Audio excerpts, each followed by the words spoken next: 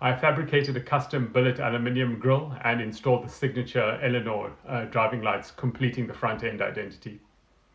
Inside, I installed diamond stitched leather seating, digital motorcycle derived instrument cluster, and wide rear tires, which was one of my design goals from the beginning.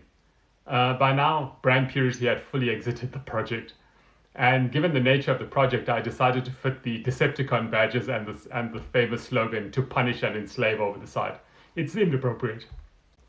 The finished car looked fantastic, and it sounded exactly how a Lexus V8 in something that definitely wasn't designed for should sound. But when I started driving it regularly, something interesting emerged. Despite the extra power, it still fundamentally drove like a 1984 Mercedes-Benz. It was still smooth and refined and composed. Possibly too composed. So it turns out these cars have a very long final drive ratio, which means that they pull away incredibly smoothly, even with substantially more power available. The mods that my friends had done on similar Lexus swaps in different platforms were using shorter final drive ratios, giving much sharper acceleration, which was what I was looking for. Instead, mine behaved more like a Grand Tourer, very dignified and very stable. Slightly less muscle car menace than anticipated. So from an engineering perspective, it was a great reminder that performance is a system outcome.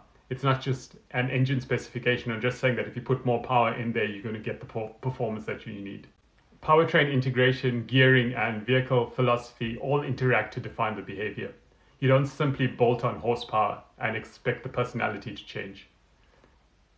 The long gearing did offer one advantage though, the theoretical top speed.